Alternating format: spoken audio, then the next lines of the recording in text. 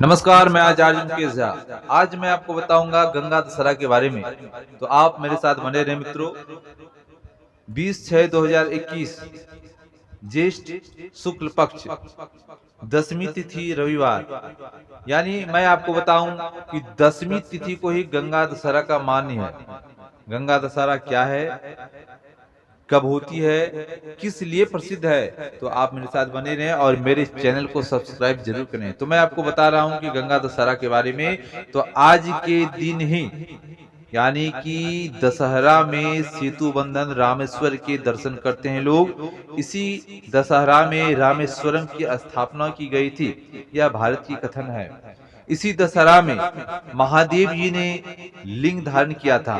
जिस सर्वोत्कृष्ट शिवलिंग की स्थापना श्री राम ने इसी दिन सेतु के बीच में की थी। आप सभी भक्त जानते हैं कि जब राम और रावण की महाभीषण लड़ाई हुई थी, महाभीषण युद्ध हुई थी, जब भगवान श्री राम समुद्र पार करने की पूर्ण तैयारी में थे, तो सर्वप्रथम भगवान श्री राम ने एक बालू की शिवलिंग की स्थापना की थी। शिवलिंग की स्थापना करके सविधि उनका अभिषेक, पूजन, नैवेद्य अर्पण किया, स्तुति किया। उसके बाद भगवान शिव का मनन किया, भगवान शिव ने दर्शन दिया। फिर भोलेनाथ ने मार्गदर्शन दिए कि आपको प्रभु किस तरह से समुद्र पार करना है। फिर भगवान को यह जानकारी मिलने के बाद तत्पश्चात श्री राम जी ने अपना रास्ता मार्ग बनाना प्रारंभ किया। तो वही भगवान रामेश्वरम है, जिनकी पूजन, जिनकी दर्शन हर वर्ष गंगा दशहरा में प्रारंभ हो जाती है। जितने भी भारतवर्ष के भक्त हैं सभी रामेश्वरम जाते हैं भगवान शिव का दर्शन करने के लिए, जो भगवान शिव के द्वारा बनाया गया है। और मैं आपको बताऊंगा कि शिवलिंग यानी कि भगवान का लिंग कैसे पृथ्वी पे उत्पत्ति हुई, कैसे हम शिवलिंग की पूजा करते हैं, कहां से इसकी उत्पत्ति हुई। तो मैं आपको बता रहा हूं कि पुराणों के अनुसार लिंग पुराण में शिवलिंग का वर्णन आता है। भगवान शिव एक बार जब अपने चेतन अवस्था में नहीं थे, तब शिवजी नग्न शरीर में दारूक नामक जंगल में भटक रहे थे। उसी वन में कुछ स्त्रियां लकड़ी चुन रही थीं, कुछ स्नान कर रही थीं, कुछ पुष्प चुन रही थीं, आपस में कुछ वार्तालाप भी कर रही थीं। तभी वहां पर भगवान शिवजी नग्न अवस्था में उसी स्थान पर आ पहुंचे। उस नग्न अवस्था को देखकर जितनी भी वहां पे मौजूद स्त्रियां थी, उनमें भगदड़ मच गई, अफरा तफरी मच गया। कुछ स्त्रियां, महिलाएं उधर भाग रही थी, कुछ इधर भाग रही थी। और यह देख तभी वहां से एकाएक कुछ ऋषिगण आ पहुंचे। उस ऋषि ने क्या देखा कि स्त्रियां इधर से उधर भाग रही हैं, कोलाहल मची हुई है। ऋषि के मन में कुछ संशय आया कि ऐसा क्यों हो रहा है। तो ऋषि ने क्या देखा कि वहां पे नग्न अवस्था में शिव जी खड़े हैं और कुछ वार्तालाप किसी से नहीं कर रहे, पर जितनी स्त्रियां हैं वह नग्न अवस्था में शंकर जी को देख के भाग रही थी। तभी वहां पे विद्वान ऋषि जो थे, तपस्वी ऋषि जो थे, क्रोधित में आ गए। और क्रोध अवस्था में उसी ऋषि ने भगवान शिव को श्राप दिया कि आप इस अवस्था में जंगल में भटक रहे हैं, लिंग रूपी अपने शरीर को लेकर, जो आपको नग्न अवस्था में देखकर सारी स्त्रियां भाग गई हैं। आप ऐसा क्यों किए, आप ऐसा क्यों कर रहे हैं, मैं आपको दंड दूंगा। शिव जी ने कहा, मुझसे अपराध क्या हुआ? बोला, आपसे अपराध यही हुआ है शिव जी कि आप नग्न अवस्था में जंगल में भटक रहे हैं, जहाँ पे की स्त्रियां हैं, उस बीच में आप उपस्थित हो गए हैं। मैं आपको श्राप देता हूँ कि आपका लिंग कटकर पृथ्वी पे गिर जाए।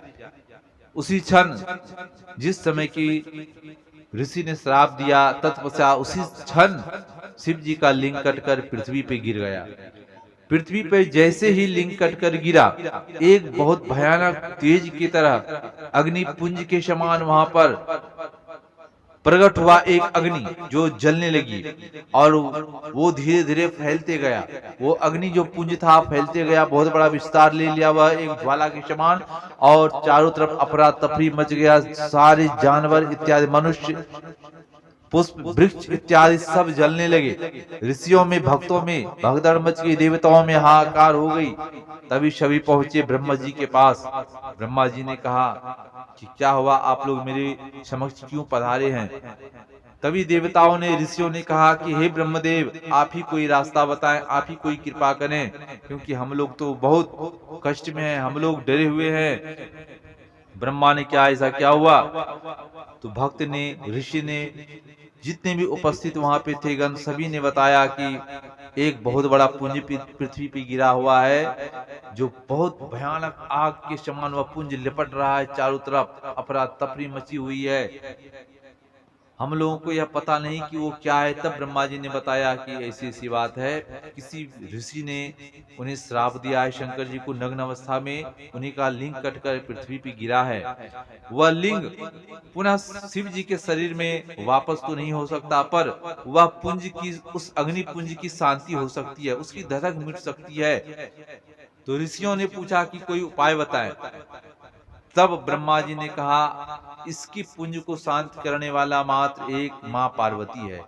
आप सभी पार्वती जी के पास जाएं। सभी देवता ऋषिगण माँ पार्वती के पास पहुंचा, पार्वती जी की स्तुति किया, विनती किया, वंदन किया। तभी माँ पार्वती प्रकट हुई और कहा कि मांगो, क्या चाहते हो आप मुझसे? सभी ने विनती स्वरूप में मां पार्वती से आग्रह किया कि हे भगवती, एक बहुत ही भयानक पुंज है जो शंकर जी के शरीर से निकला हुआ है, उनके अंग से कट कर गिरा है, जो पुंज बहुत ही त्रासदी है, आप कृपा करें, इस पुंज की शांति करें। तब मां पार्वती ने उस पुंज को, उस लिंग नापक अग्नि को अपने शरीर में धारण किया। तभी उस पुंज की अग्नि की शांति हुई। तभी से शिवलिंग की पूजन होती है हर देश में, हमारे भूमि पर, हर मंदिरों में। यह लिंग पुराण में भी वर्णन है। इसलिए हम जहां भी, जितने भी ज्योतिर्लिंग की पूजा करते हैं, इसकी गाथा वहीं से प्रारंभ होती है कि हमने लिंग की पूजा क्यों किया। तो लिंग की पूजा की वर्णन ही है, हम इसीलिए लिंग की पूजा करते हैं।